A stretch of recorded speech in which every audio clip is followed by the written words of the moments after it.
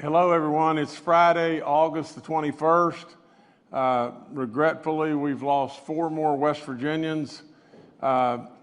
These are our 167th, 168th, 169th, and 170th deaths in West Virginia.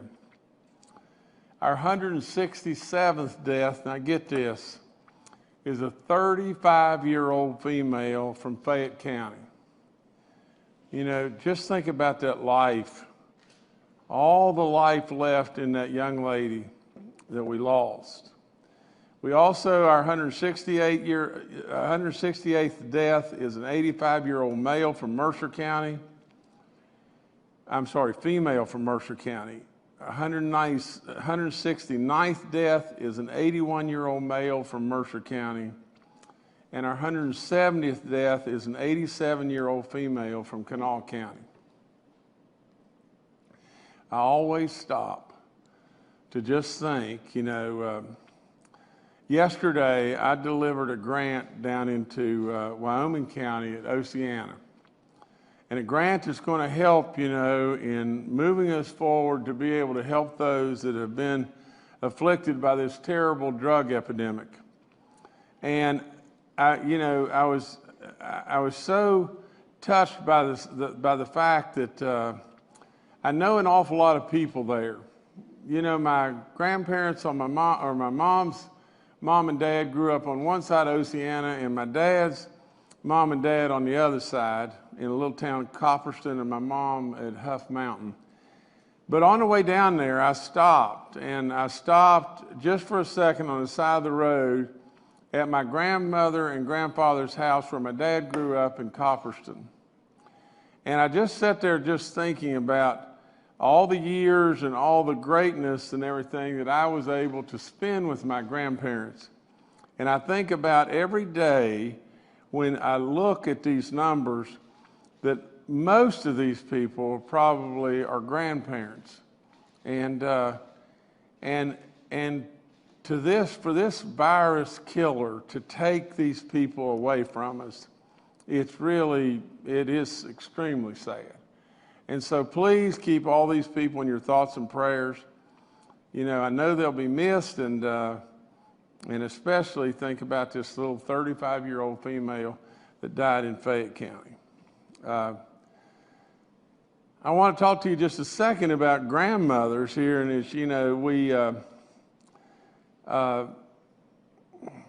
one of the individuals that we lost this past week was a grandmother that died from this terrible virus, like we've talked about. But now get this, she had adopted 5 of her grandchildren following the tragic death of her own child to a drug situation. It is amazing over and over and over what greatness West Virginians have done. And so, we just celebrate all that these great people we've lost and all the wisdom and greatness that they brought West Virginia and all their families through all the years. And so I know we miss them, and it's bad. And everyone is trying just as hard as we possibly can to get this thing past us. And every day we get a little closer. But we had 84 positive tests in the last 24 hours. Our positivity rate for the day is at 1.98. That's great. Our hospitalizations have come up a little bit. Our active cases came up just a little teeny bit. But the best thing that I can report is, our cumulative positive number now is at 2.36. It just continues to drop down just a little teeny bit. But the best thing of all is our reproduction number, which is the RT number, and Dr. Marsh can better tell you about this, is at 0.89 today. That's the lowest it's been for several days, if not weeks. And that is reflected in that we're the 6th best in the nation now. So that part's working, and it's just getting better. I told you we're going to tweak,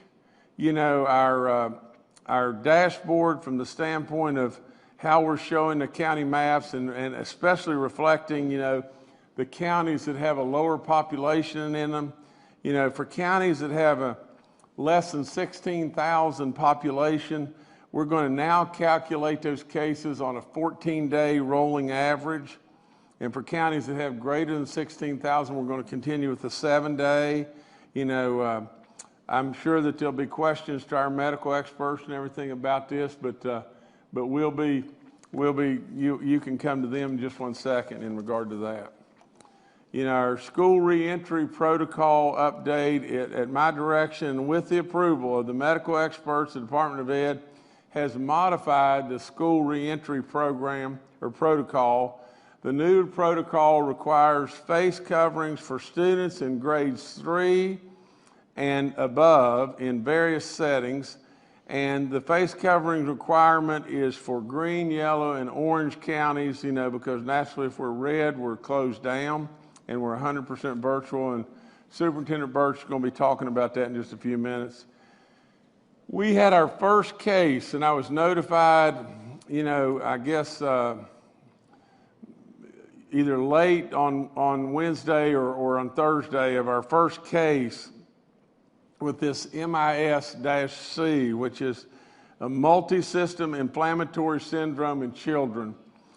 And, you know, West Virginia, thank God, had not had any cases, you know, until this one. And, you know, Dr. Marsh and Dr. Amjad are a whole lot more versed to be able to talk about this. But basically, from what I understand, it comes from either having the virus or being exposed to someone with the virus. And so they'll talk about that in just a little while, but we surely hope and pray and ask for your prayers for all those that, you know, that are associated with this illness. But our long-term facilities today, we have 30 outbreaks in long-term facilities.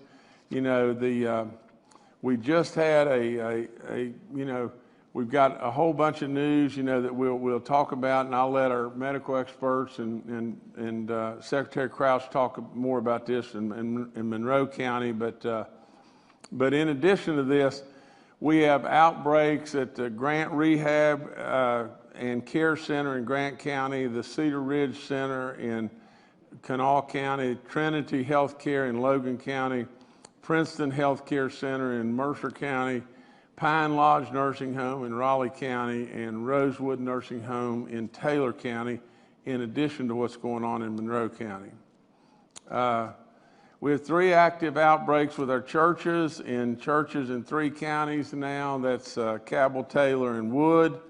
We have a total of 44 total cases combined. I can't go through it enough to urge you, especially the elderly, if you can skip a couple weeks of church, that may be good. If you can get it online, whatever. But if you choose to go, whatever you do, a pew in between you, wear your mask, social distance, wash your hands, do all the stuff that you got to do to protect yourself and protect others. Now, a couple good things from the small business grant program and everything. That's moving and moving. We now have in excess of 2,500 applicants in. We've awarded $10.4 million. You know, we want this number to keep growing and growing fast, you know, from the standpoint, and I'll get to it in just a second, but, you know, the sole proprietors that don't really have employees and everything, you know, that are receiving the $2,000, you know, that application stuff is up. They ought to, and get after it, apply as fast as you can, and we'll get that money out the door to you just as fast as we possibly can. From the standpoint of the cities and the counties, we have now sent out $86,500,000 to 178 cities and counties. That number continues to grow up just a little bit. We want to keep, you know, tell people, keep applying, keep doing what you're doing and everything. Every dollar that we can, within the guidelines, get out to our cities and counties or to our people, small businesses, is just dollars that are going into the hands of West Virginians, and the multiplier effect on those dollars is real. And so we want to just keep it going. Free testing wise, today we're in Hancock County. Tomorrow we're in Hancock and Monroe counties. Next week we'll be in Boone, Lincoln, Mason, and Webster County. Take advantage of the free testing. The more we test, the more we know, the better we'll be, the better we can help you. So just please stay after it if you can. Now, one of the fellows in here just wrote something on the board, and that's why I smiled during everything. I can't possibly understand what it is, but I looked at it and everything. But nevertheless, okay, from our summer feeding program, we have 696 sites, and we've fed we've absolutely been contacted well in excess of 10,000 people. No one in West Virginia needs to go hungry. Please call us on 211 if you're having a problem. Let me talk to you about the census just a second. Every day I preach to you how important it is to get counted. Now just think about this, West Virginia. You make me so proud. I mean, that's all there is to it. You just absolutely light me up every day, and you would never believe how much it means to me to see you in action, West Virginia, because I'm going to tell you, this job is tough. It's dog tough to come out here and talk to you about people we've lost and the tough things and make decisions that we know don't have an absolute right answer. They have the best answer we can possibly come up with. It's tough and it's lonely as it can be. But this is what keeps me going right here. I have asked you, West Virginians, to help me, to be counted. I've asked you over and over and over, help me. It's really important. Be team captains, be community captains, be street captains. Call your neighbors. Let's get counted, West Virginia. Come on, come on. And I felt like we were behind. I keep telling you this and everything else. Now get this, and this is what I'm telling you. This is where you really make me smile. In 2010, our total response in 2010, in the census in 2010, the total response for West Virginia, the total response was 74% of our people got counted. Okay, today in West Virginia, right now, and we still have until September the 30th. So we've still got a good bit of time to get the rest of us counted. But today in West Virginia, we're at 84.5%. We're the second highest in the nation. So West Virginia, you absolutely make me smile. You make me happy. I'm really proud of what you've done. Let's get it well over 90%. And thank you so much to all those team captains that stepped up. And I know that were helping me all out in the wilderness and everything, because you have done a great job, and it will, for 10 years, it will be an impactful, positive event for West Virginia. So thanks a bunch. Let's get it above 90%. Let's absolutely be all counted. Let's be #1 in the nation in the census and everything. So we got a few more days, but I couldn't be more prouder of you.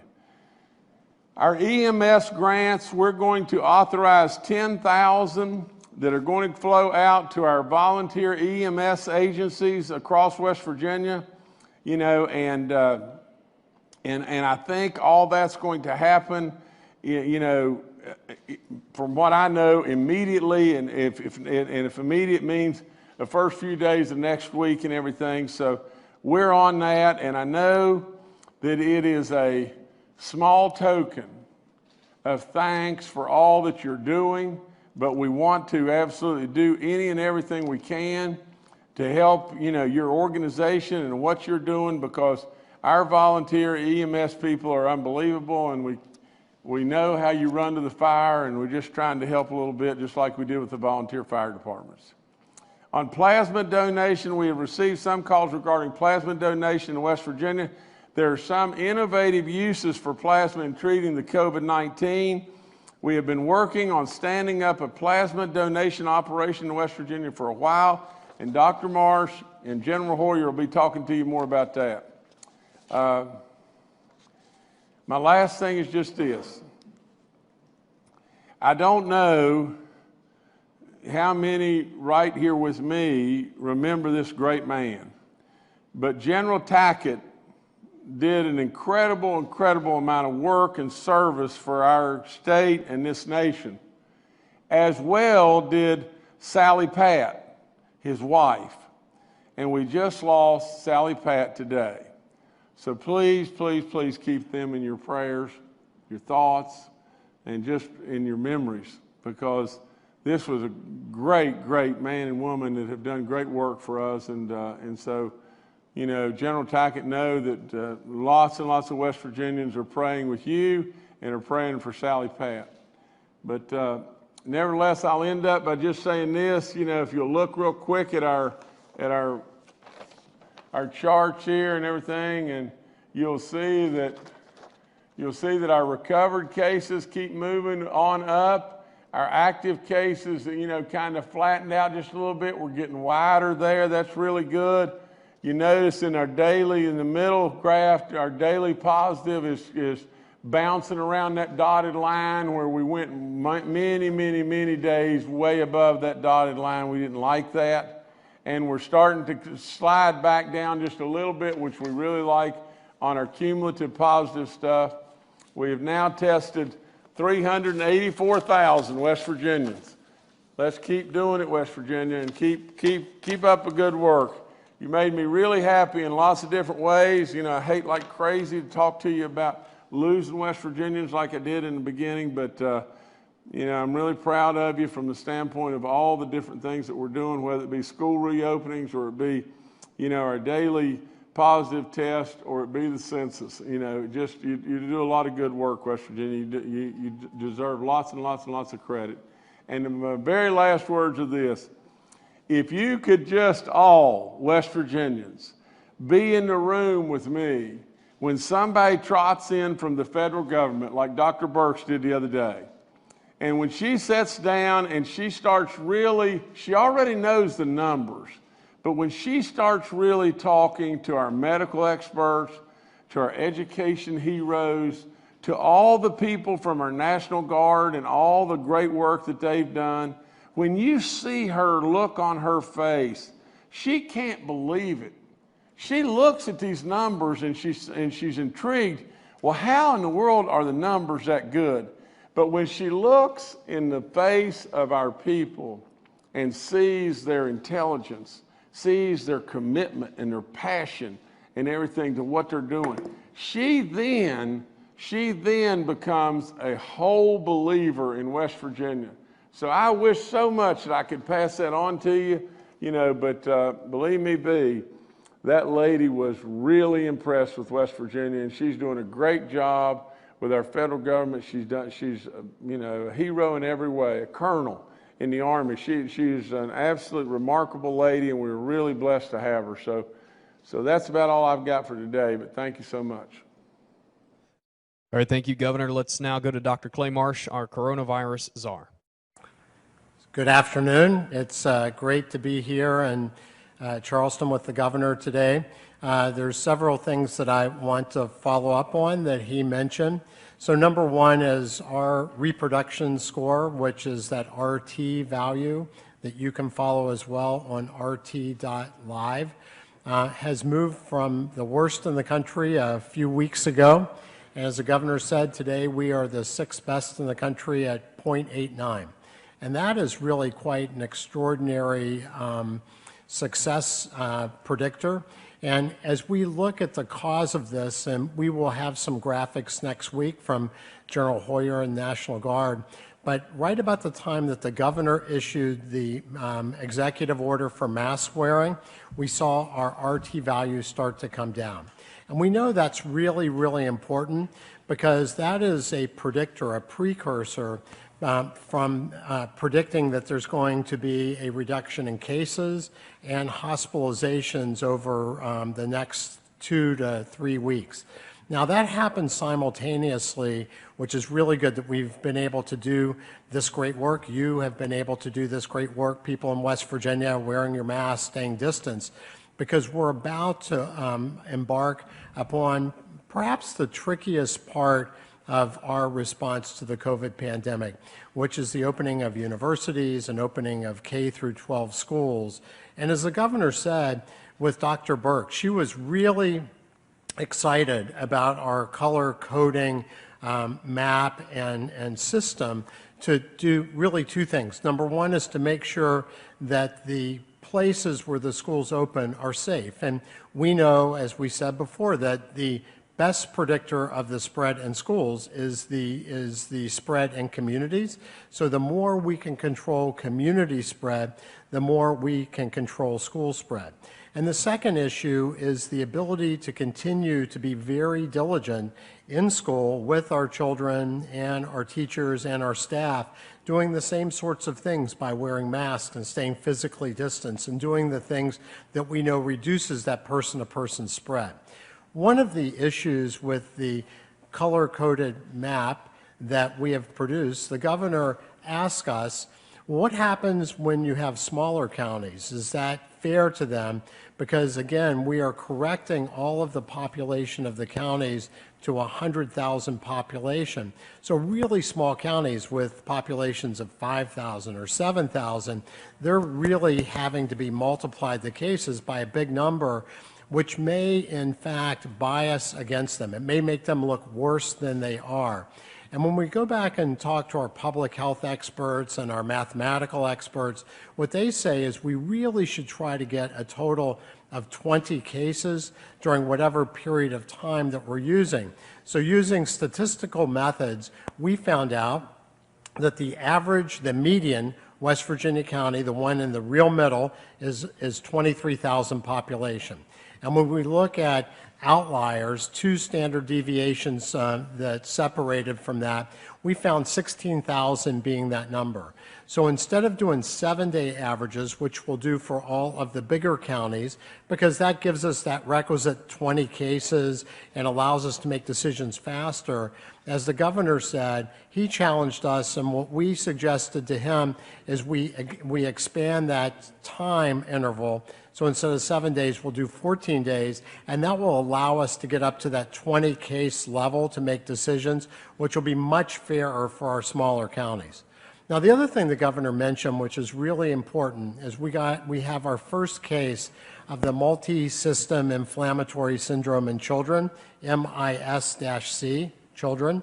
And this is a disease that is recently described related to COVID in children 21 years old or less who have fever, who have evidence of COVID infection, on average about 25 days after the infection happens. So many people don't have active COVID infection, but they had it, and they have evidence of inflammation. And this is a syndrome that really is where your body's response to the virus may be the real problem, and 2 or more organ systems have to be involved: the heart, the kidneys, the lungs, the liver, the blood pressure. And these are people oftentimes who develop inflammation of the great blood vessels, like a syndrome in children called Kawasaki's disease, but it's a much more severe form of that.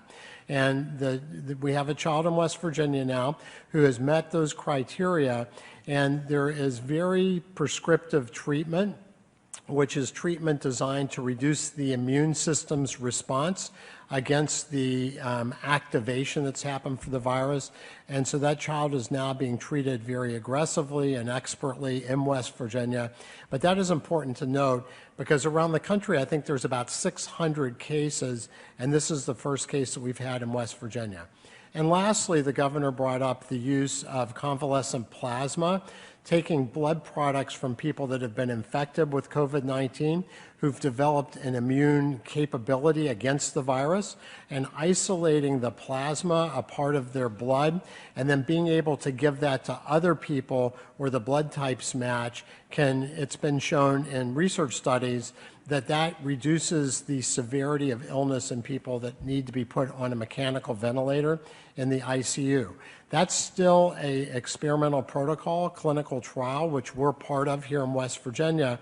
And we have, through the National Guard and the governor's office, we have been able to secure freezers to be able to have stores of this convalescent plasma here in West Virginia to be able to be used, just like remdesivir, the drug that is the antiviral drug, can be used in combination in people who are really sick. And General Hoyer will expand on that.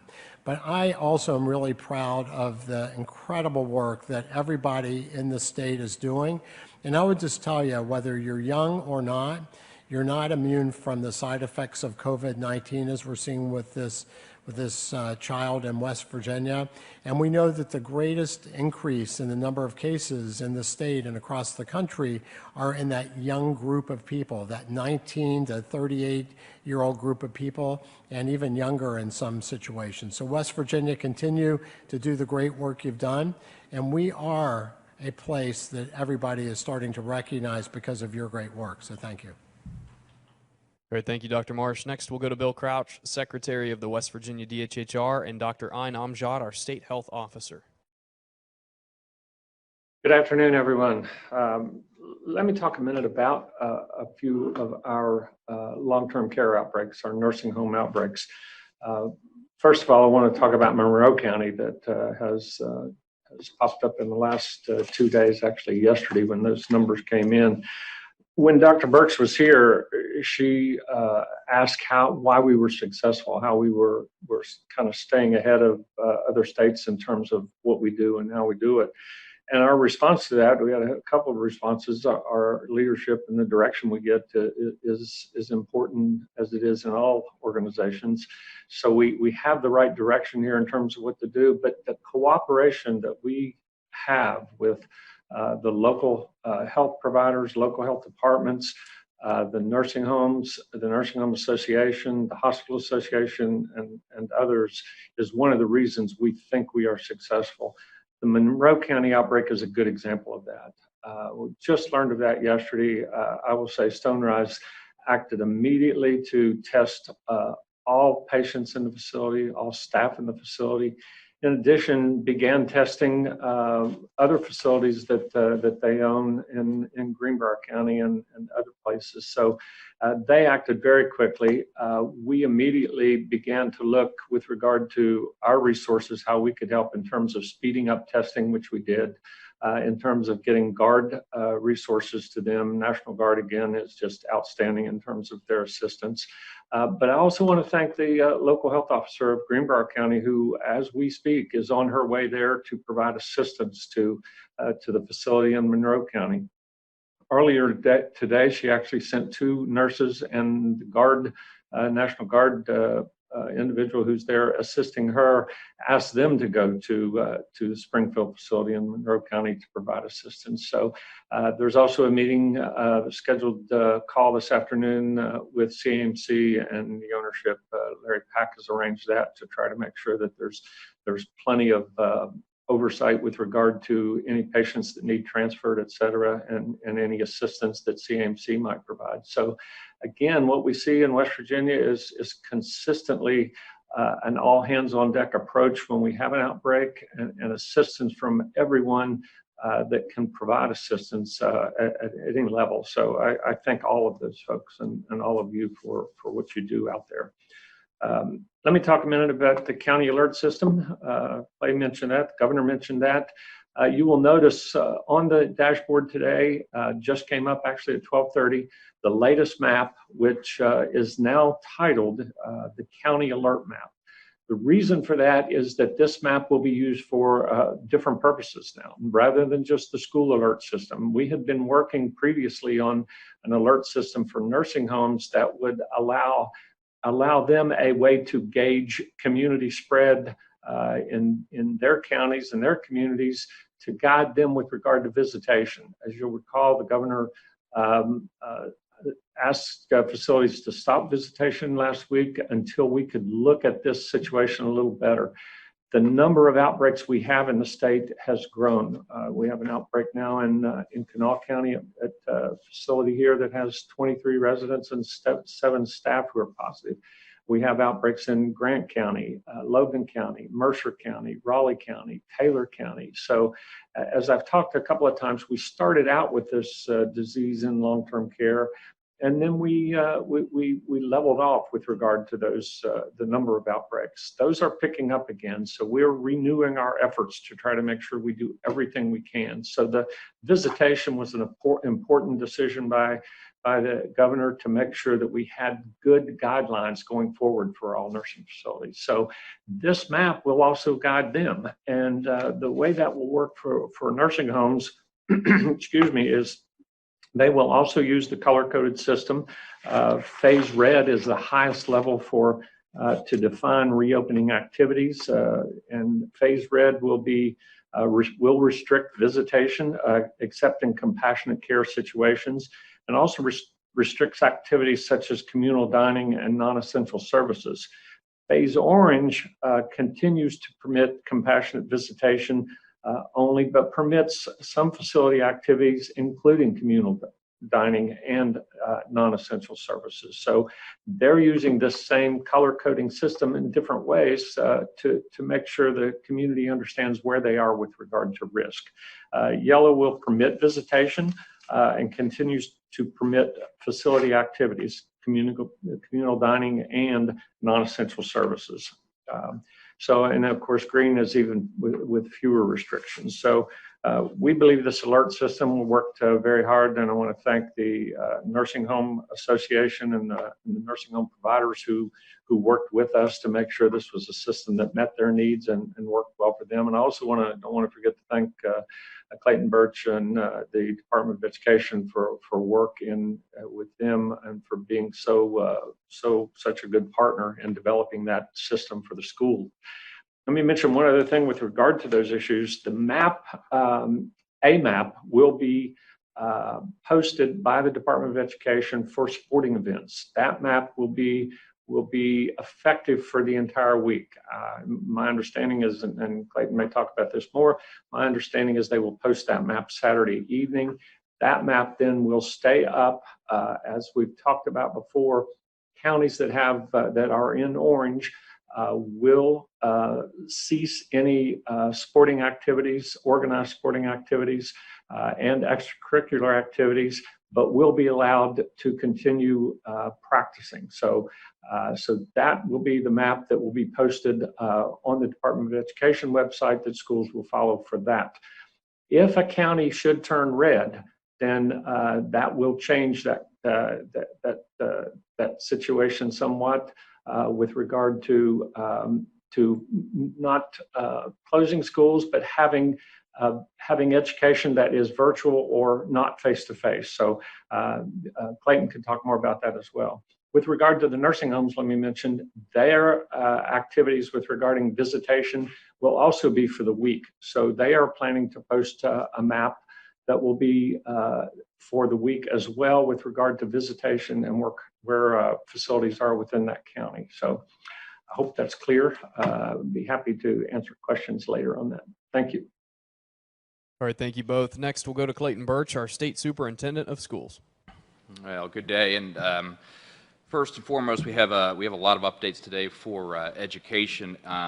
As you heard Secretary Crouch allude to, the partnership over the last several months, but especially the last couple of weeks, has been pretty intense. Dr. Amjad, Secretary Crouch, General Hoyer, Dr. Marsh, they have been gracious with their time. I know it's been some late nights the last couple of weeks, but we'll kind of start with the metrics. And as Secretary Crouch alluded to, every Saturday we will post that on our website. That'll be the color you follow for the entire week. And our website will also include any announcements from the schools. So it'll be one place you can go to, know everything you need to know.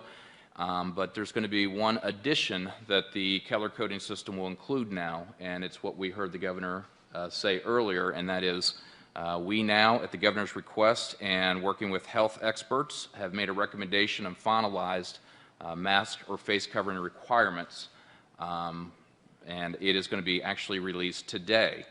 So green will be required face coverings for grades 3 and above.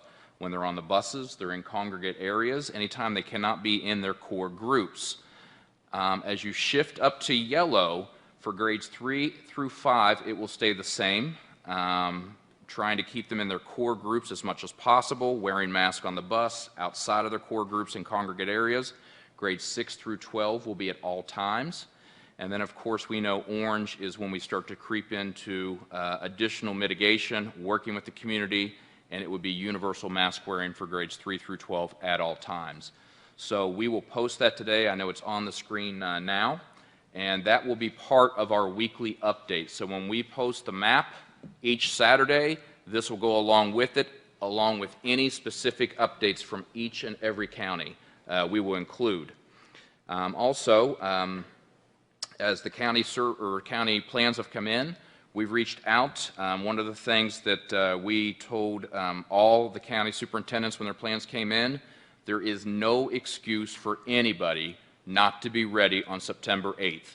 That means all supplies, as much disinfectant, cleaning, face coverings, anything necessary, we wanted to make sure they were ready for September 8th. So we have done a survey. They have sent us in any items down to even gloves for their custodians. If there's any item they're having trouble getting, I want to thank DHHR and General Hoyer. They have stepped up. They're going to help us fill that gap prior to September 8th, and that way there are no excuses. We all are going to be very, very prepared for September 8th. That combined with a safe metric will assist greatly. And finally, I want to thank General Hoyer, and I kind of feel like I'm taking a little bit of thunder away from the governor on this one, but we have some good news on the Kids Connect. The Kids Connect project for 1,000 points of Wi-Fi across the state. The installation is going great. It looks like we are absolutely on schedule, if not ahead of schedule, and we are now adding additional sites. General Hoyer contacted us. He would like all 20 armories in the state to join, and I am proud to announce they will be added to our map. We are putting them in line to be installed, and we are thrilled to death to add 20 additional sites. If anybody out there has questions about reentry, Kids Connect, your Keller for your metric, anything related to school reentry, we launched a hotline. We have a full-time person dedicated to this hotline. Bless them. It is 304-957-1234, and that is for any question. They will get you to the right person or the right resource to help you with any question at all when it comes to school reentry. All right, thank you, Superintendent Birch. Next, we'll go to Major General Hoyer with the West Virginia National Guard. Good afternoon. We'll start with an update on PPE. Our strategic stock of PPE is green across the board, across our areas, but we are starting to see an uptick in use of PPE in long-term care facilities, as outlined with the number of outbreaks that the governor and Secretary Crouch mentioned. We are working with the association as well as with the individual facilities to make sure that we help them stay on top of PPE rates. We'll let you know that the folks from Greenbrier County that are supporting Monroe County Nursing Home Initiative are going to be using the PAPR systems, which are the reusable systems that we got approval from the governor to purchase early on, so helping with that burn rate. Testing continue to be a significant amount of testing. DHHR, National Guard, and others continue to work with local partners.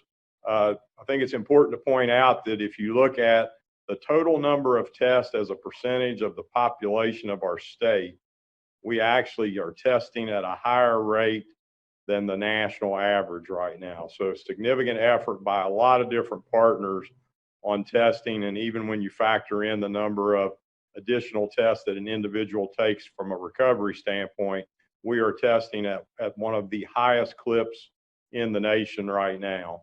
Sanitization missions continue to be a large number of those going on. We have 42 machines that we now use for sanitization missions, and all of those today are actually in operation. As was mentioned, plasma, there has been some discussion about plasma, and Dr. Marsh pointed out the efforts on the freezers. Also want to let folks know that we have been working since the beginning of this pandemic with the Red Cross here in West Virginia. We're looking at a couple of additional initiatives. One would be to actually be able to take blood and then have the Guard assist with transport for the Red Cross to these centers And the two closest to us in West Virginia right now are in Blacksburg and Pittsburgh. So we understand that there is an issue. That was an issue I raised on behalf of the governor with Dr. Birx in the event that we would like some assistance from the coronavirus task force for equipment as well. So we continue to work that. Also want to make sure to point out that there is a contact tracing scam going around nationally right now. Jordan just put up on the screen, we'll have on the governor's website, National Guard. We'll make sure that DHHR and others get this up, but want to make sure particularly our elderly citizens are not targeted by a scam that calls and ask you or let you know that you may have come in contact with someone who has COVID-19, and they start out by asking you for personal information, potentially social security number, and in some cases have even attempted to get credit card numbers for certain items. So please pay attention to that. If you're being contacted by somebody with DHHR, local health departments, or National Guard, they will not be asking for credit card information or other sensitive information. And then the last thing, as the governor pointed out, the National Guard family lost a great member in Sally Pat Tackett. She was a tireless advocate for families and children in the National Guard. So on behalf of Amy and I and all the members of the National Guard and our families, we send our love and prayers out to General Tackett and his family. Thank you. Thank you, General. We'll now go to questions from members of the media. Our first question today is from Paul Mullen with WCBC. Good afternoon, Governor. Good afternoon, panel. Governor, in the weeks prior, you have identified Myrtle Beach as a really big problem for the virus coming into West Virginia, and you seemed on the brink of announcing something earlier this week, and you didn't. You said that some of the metrics had improved. Could you identify those metrics, and could you maybe go into what you could do to limit people going to Myrtle Beach and coming back with the virus? Well, let me try to address the tail end of the question. And this, you know, all of this information has got to flow to me through the medical team and medical experts, and basically, you know, as far as the metrics, I'm going to let them discuss, you know, the improvement that we've been seeing and how we're trying to address it. We have had a lot of trouble out of Myrtle Beach. Now, we all know and love Myrtle Beach, you know, and I can't probably think of hardly any West Virginian that's not visited Myrtle Beach on some level of vacation, because it's close to us, they got lots to do and everything, and it's a fun place to be. But in doing so, we also know of all the troubles they had and all the troubles that we brought back here. Now, in doing that, the discussions that we had were along this lines, that if you had traveled to Myrtle Beach, or you were going to travel to Myrtle Beach and everything, we were going to look at making it mandatory that upon your return, that you had to go 5 days of self-quarantine, and then after the 5 days of self-quarantine, you had to be tested and come back a negative test before we could go forward. Now, that was the discussions that we had and everything. From the metric of measuring it and how we're going to do it, you know, that was, you know, that part started to soften a little bit and got a little bit better. And so, and we've always got to look at just the fact that people go a lot of different places too, you know, and to be able to handle where everybody's going, you know, that was a real challenge. But at the same time, Myrtle Beach, we recognized Myrtle Beach was a real problem, and we had a lot of discussion about it and everything. But if I could pass to the medical team, and Dr. Marsh, you know, you could maybe answer a little better than I could. Sure. Well, thank you for the question. As the governor said, we've been following Logan County particularly very closely. As we look at the map, we see that Logan is our red county. As we are looking at the mitigation efforts that have been done through the nursing homes, through the hospitals and the other outbreak areas, that we see that RT value has the bottom part of that, the lower limits, has gone under 1, and our incidence rate is slowly reducing.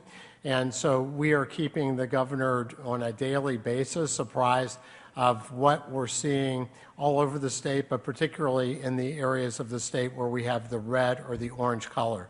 This is another example, though.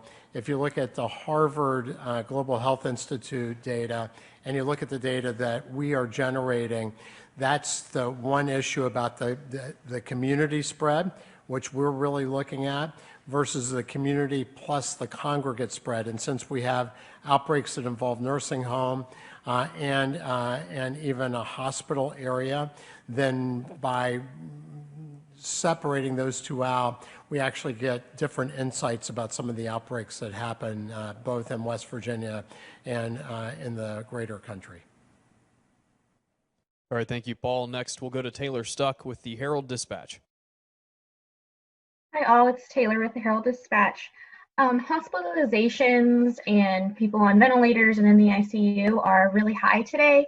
And I was wondering if anyone could talk about the Surge Hospital and if there had been more patients admitted there, if there was talk of maybe activating more beds because of this situation, or if it was all still under control. Thanks. That's you, sir. Okay. Well, we know, Taylor, that we have seen some variability in hospitalizations, and today people that are admitted to the hospital, you know, whether they are adult or children, pediatric patients, their risk of going to the ICU is about the same as about a third of the people admitted to the hospital go to the ICU. As we look at the number of COVID-proven people or people suspected under investigation for COVID, we know that although we can see elevation, that we still have substantial capacity related to COVID. But as we've said before, the hospitals are actually very busy these days, catching up on a lot of the work that was reduced during the time that we opened up for surge. And also, as we have increased the elective procedures in the hospitals, so our hospitals are full, but not of COVID people. And as we go forward, we are watching that closely with the Hospital Association as well, in case we would need to reduce those numbers of elective procedures, which will reduce the volumes in the hospitals, which will open up more room. We're watching that closely every day, and at this point, we don't have concerns that COVID is overwhelming the ability for us in West Virginia to take care of people who can get severely ill. All right, thank you, Taylor. Next, we'll go to Annie Moore with WVVA. Good afternoon. In July, President Trump announced the procurement and distribution on a large scale of the rapid tests to the nursing homes. Are we seeing any of these for the nursing homes in West Virginia to test staff as they're coming in and out? It's you again, sir. You're hot today. Well, I'm happy to start. I'm happy to start and then invite anybody else to comment. The tests that the White House Coronavirus Task Force are getting for the nursing homes are the antigen tests, which are basically testing proteins that are on the surface of COVID-19. And these tests are also used in not exactly the same tests, but also used for other viruses like the flu, like other viruses that we see in the wintertime. And there's the thought that we're going to put all those viruses together so you could test for all of those, maybe with a single swab in the future. So that's a technology that we're all very excited about because it's very rapid and it tests directly the sort of the proteins, not the genetic material from the virus, but the proteins on the virus. The problem with this test is it's not nearly as good at picking up COVID as the PCR test is. But if the test is positive, then it's really pretty darn good, close to the PCR test. So we plan to use that not only in the nursing homes, but probably across some other sectors over time. And we know that this test will continue to evolve and get better. But as it goes now, we do believe this will be helpful for nursing homes. And I think your point about potentially testing some of the staff in and out is important. With the staff particularly, though, we want to be very, very sensitive at picking up all the people that could have COVID. So I don't know if the test is quite ready for the level of sensitivity, meaning picking up everybody who has the disease, as opposed to specificity, identifying people who are positive as people that have the disease. So I think the staff question's a good one, but maybe not quite there yet. But the disposal for outbreaks in nursing homes is something that I think can be very usefully helped by this. This is Bill Crouch, Clay. Let me just add one thing with regard to the question. We did learn yesterday that we have 2 nursing homes in West Virginia that have received those tests, and that other nursing homes are being readied for those tests. So that is coming to West Virginia, West Virginia nursing homes in the next several weeks here. Just to answer the question, yes, it is something that is coming to West Virginia nursing homes.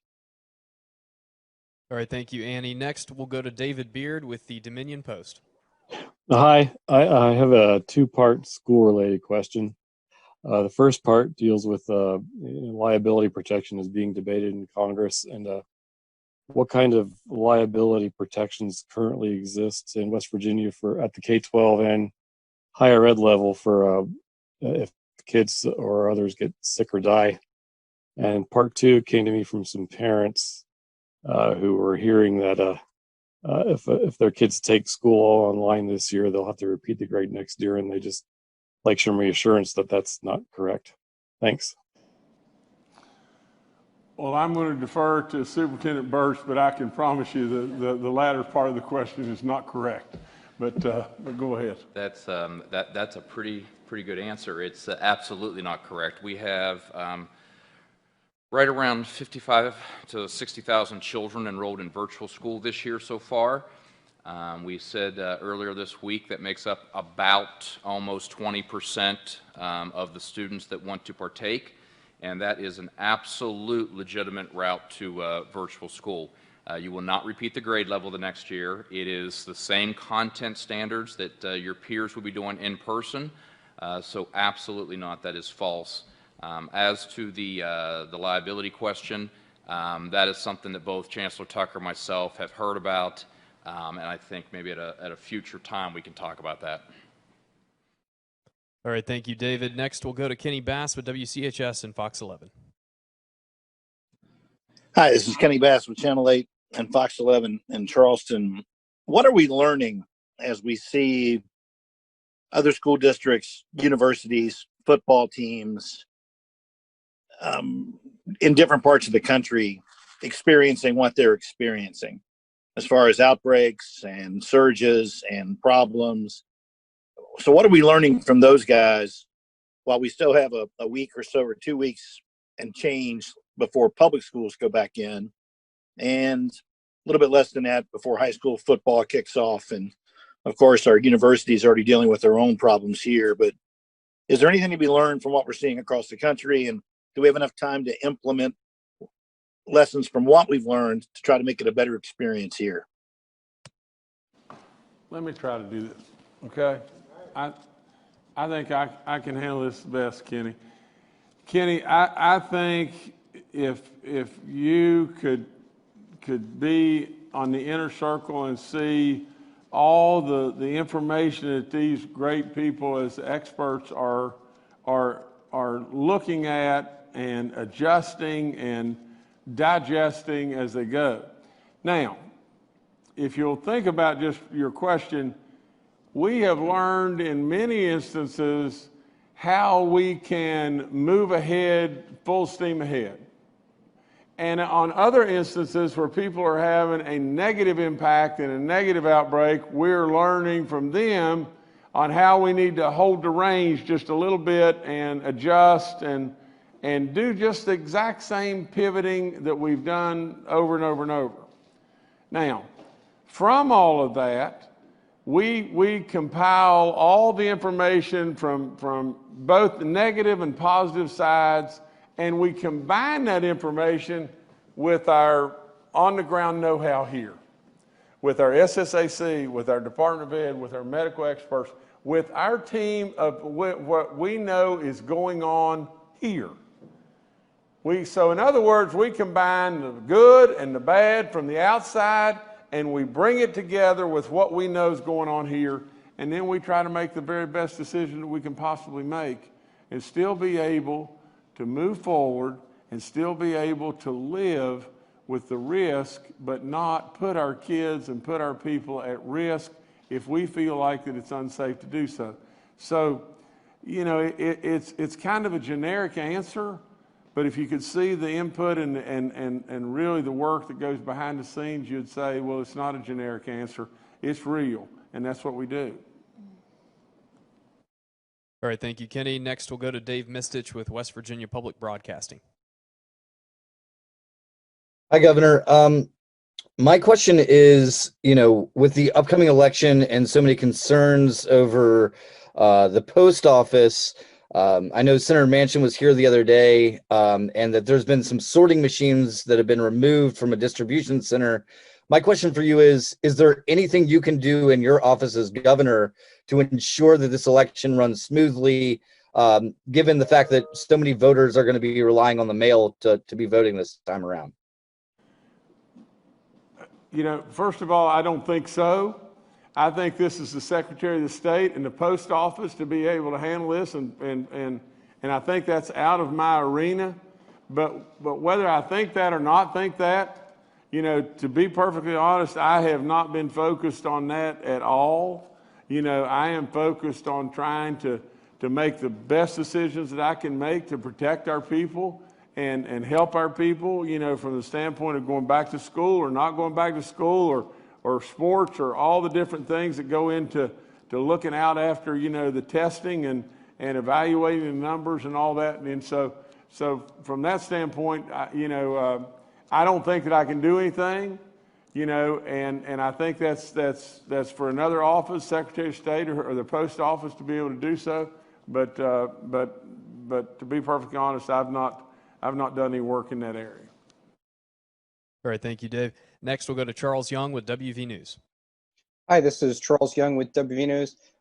Governor or anybody else on the panel, do we anticipate any more significant changes to the school metrics and the school protocols between now or the 8th? Is this set in stone now with this final tweak with masks and the recalibration for the small counties?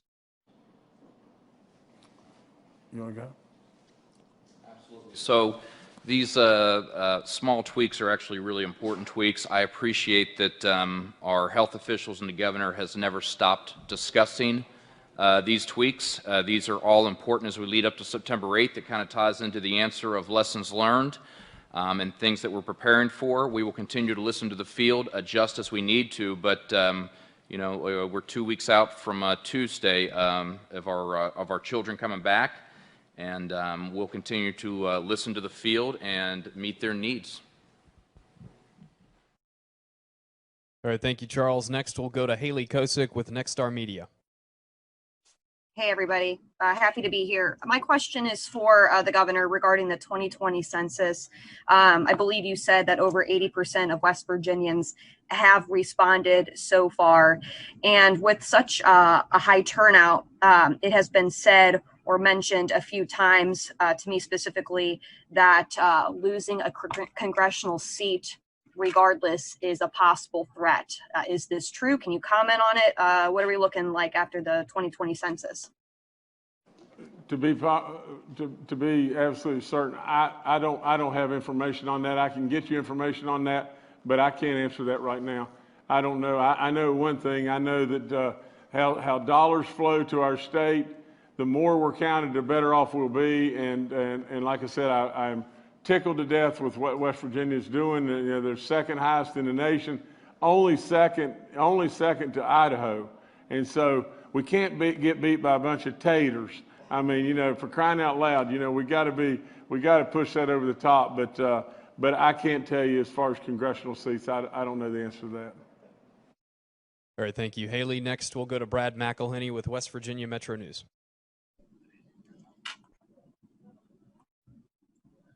Hi, Governor. Hi, everyone. Taylor touched on this earlier, but it looks like there are higher than ever numbers on the DHHR dashboard for West Virginia hospitalizations, 146 showing today. Also a high number of people in the ICU, 54, and people on ventilators, 24, which is among the highest ever. And so I wonder what explains that phenomenon when other aspects of West Virginia's numbers seem to be stable. Thank you. I'll pass to Dr. Marsh or Dr. Amjad on that, and they can answer, but I would just say this, Brad, in the scope of where we are in West Virginia, looking at numbers like cumulative positives of 2.36 or daily positives 1.98, and looking at that, you know, as we move up in hospitalizations, they look like, well, they're alarming, but their capacity of hospitalizations is much greater. So we're in great shape in regard to that, and but I'll let Dr. Marsh answer that. Well, thanks, Brad. I think that let me just make sure that we're communicating this clearly as well, because we know around the country the number of coronavirus cases is starting to go down, but the mortality rate, the death rate, has not gone down as much yet.